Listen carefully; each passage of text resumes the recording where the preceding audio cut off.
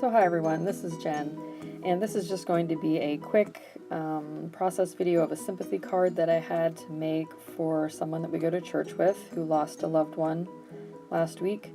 I don't normally keep sympathy cards on hand pre-made like I do my other cards, just because they're kind of sad to even make, and I just feel kind of funny actually having them on hand. I would rather make sympathy cards specifically for the individual, and that's just my preference. So what I'm doing here is using some of these water-soluble wax pastels and scribbling them on the back of an acrylic block. And then I'm going to take some water and just wet down. This is watercolor paper, cold-pressed watercolor paper. It's Strathmore brand, and I'm wetting that down so that it takes the watercolors better. Just putting a few drops of water here on the block so that whenever I mix these colors up, I have enough liquid to use as my watercolor paint. And I got this background idea from Pinterest, of course, like a lot of us do whenever we're lacking inspiration. And quite honestly, for sympathy cards, I really don't like making them because it's just sad, and so I was needing a little inspiration. So I'm just taking this fan brush and I'm dipping it into each of these colors and just sort of scribbling it onto the watercolor paper, trying to make sure that I don't have any white gaps in between so that there's a transition from each of the colors. And then I am going to end up trimming this down then when I'm done, so I'm not worried about the edges. It does buckle up quite a bit whenever it's wet, so I like to use my embossing heat gun and just dry it really quickly, and then I end up holding it down with a pair of scissors just to help flatten it out while it's drying, because that gun does get really hot, so this helps. And I want to make sure that it's good and dry because I'm going to stamp on top of it, so we don't want it to be moist because then it won't take the ink very well and it won't be a very crisp image. And here I'm just going to mix up some two of the colors together to make sort of a darker blue color, and I'm going to use that to make a little bit of paint to splatter on the background just to add some interest. Take a smaller brush to use to splatter that across.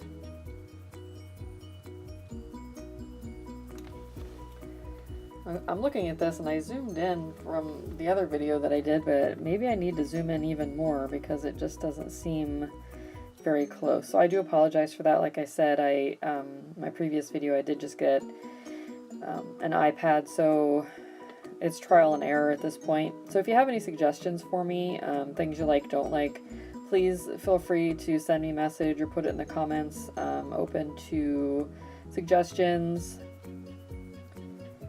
to help me make better videos people want to watch. I really enjoy watching videos, so it's just natural to want to create videos too, I think.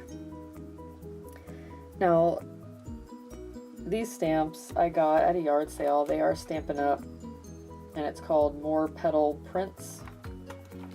So they're very old, and I'm holding it down a good bit, trying to make sure that it gets the ink absorbed into that watercolor paper, because it is not flat since it's watercolor paper.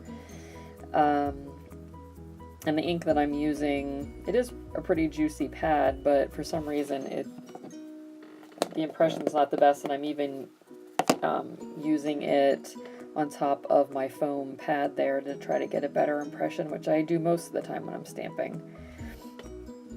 I'm just adding another flower stamp to sort of fill in the side there. I wanted to keep on that watercolor paper the edge piece where sort of you can see the background and where the paint didn't really cover the paper. I thought that was interesting and added a little something to it, so that part I will not be cutting off, and I wanted to make sure that I had a good image over there.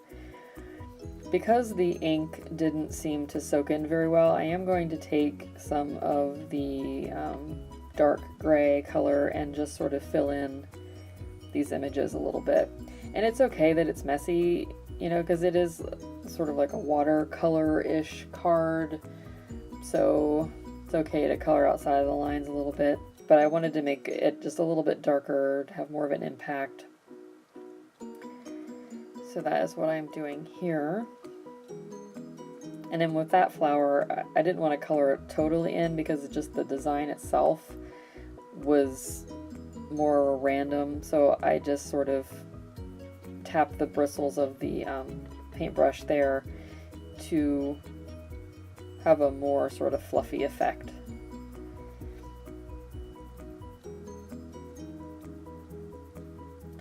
So then I'm just going to dry that a little bit, make sure it's good and dry. Originally I was going to stamp the sentiment on the watercolor paper, but after I had the troubles with the flower stamps, I decided later on that I was not going to do that. I was going to stamp on a separate piece of paper. So that's what ends up happening. And here I'm going to trim down that watercolor paper to get the white edges off 3 of those sides. And like I said, leave that left side where you can see the brush strokes because I like it. I was going for a very muted look, and I think it worked out. So now I'm just going to decide on what papers I'm going to use. So I'm flipping through a few that I had pulled out of my drawer.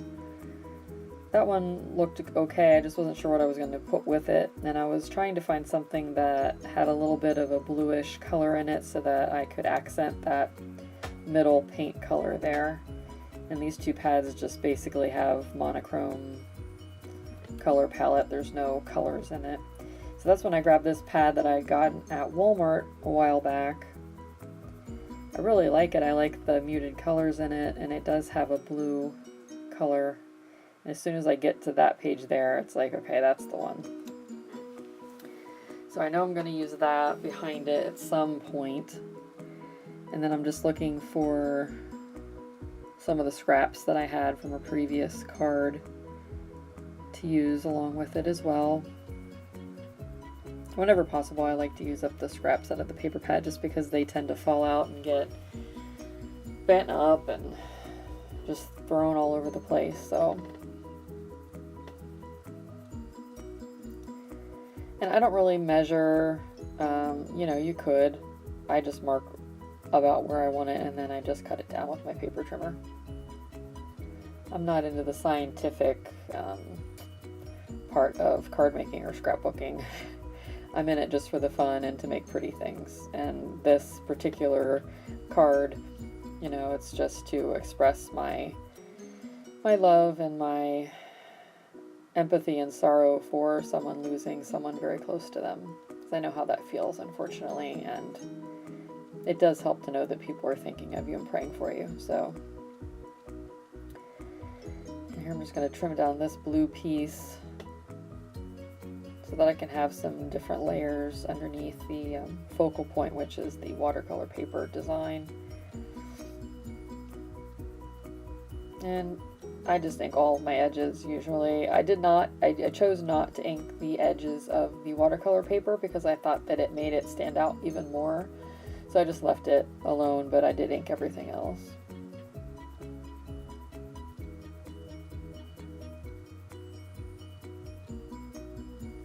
Just getting that lined up.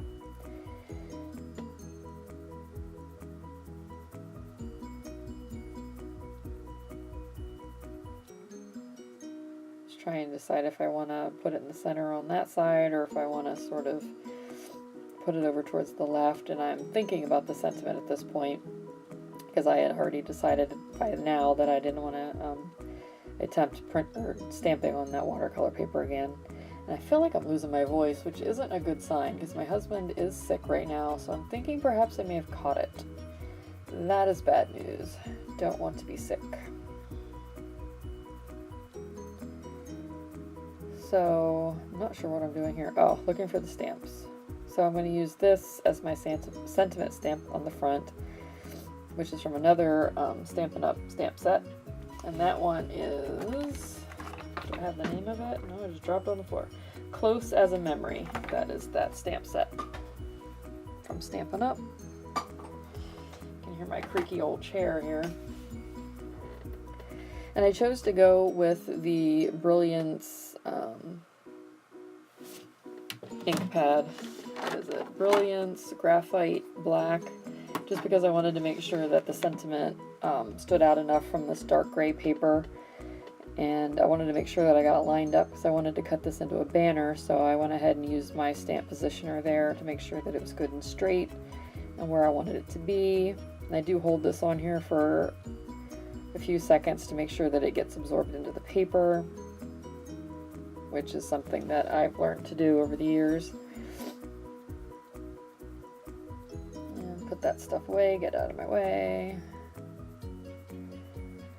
And now I'm going to trim this into a little banner piece. Not sure which way I want it to go, so I'm looking to see which direction I want to cut the banner in. So I'm going to go ahead and adhere the watercolor paper down, and I decide to put it over towards the left. Just another way to add a little bit of interest. Me smushing it down there. It's pretty funny. And here I'm like, okay, I'm going to go ahead and trim the banner edge over here on the left. So I just cut it in the center and then cut from each corner, and ta-da, there you have it. So I'm going to go ahead and ink that just like I did everything else,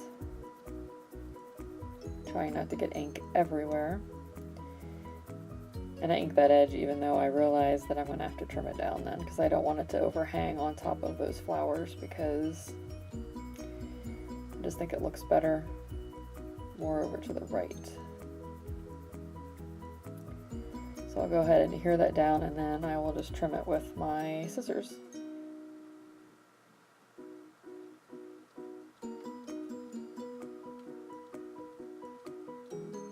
There we go.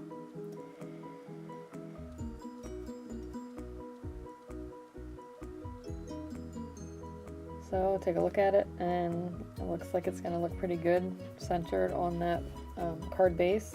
Then I have these little gems I've been using on pretty much everything lately. I just have them lying here, and it seems like if something's laying on my desk, then I use it up. So I just leave them out, and I've been using them pretty much everything because they have a good choice of colors there that really match my style and what I choose to scrapbook and make cards with. So I was just trying to decide whether I wanted it on the color paper or the watercolor paper or the pattern paper, and I think they look better on the pattern paper.